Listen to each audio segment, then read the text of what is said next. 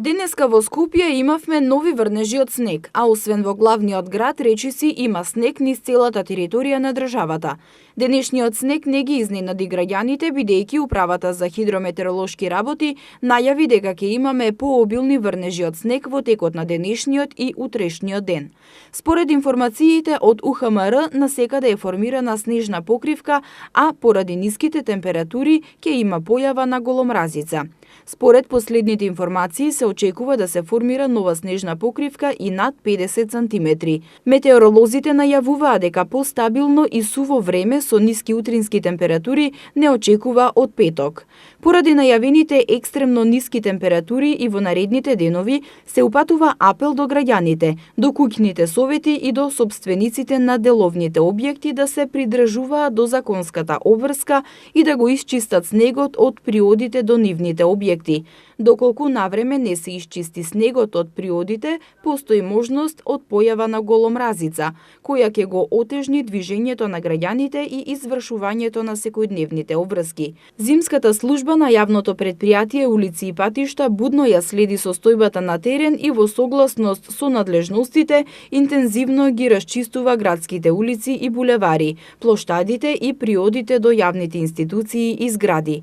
Градот Скопје им препорачува на возачите да возат внимателно и да ја приспособат брзината на движење на условите на патот. Што се однесува до состојбата во другите држави, и таму е алармантно. Европа е окована во снег. Досега невремето што ги зафати Австрија и Германија однесе 13 жртви, а снежни врнежи има и во другите делови на Европа. Најголем број од жртвите ги загубија животите во лавини. Според информациите од Австриската метеоролошка служба, заглавени се стотици луѓе, а до крајот на неделата се очекува да падне уште 1 метар снег. Станува збор за количина што паѓа еднаш во 10 години. Во Австрија, поради снежните наноси, стотици жители се заробени и во куќите. Нема настава во одделни училишта на југот од земјата, на југот на земјата, а во одделни делови нема електрична енергија. Во другите делови на Европа, поради големите снежни наноси, откажани се и авионските летови. За заштита на здравието на населението при екстремно ниски температури се препорачува избегнување физичка активност на отворено, користење топла, повеќе слојна облека и соодветни обувки за снег и мраз и внимателно одење.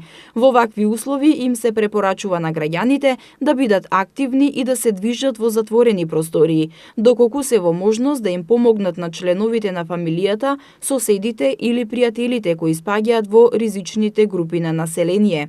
Исто така, доколку граѓаните забележат лице од ризик од студеното време, како бездомник или деца на улица, истото тоа да го пријават на бесплатниот телефон 15 505.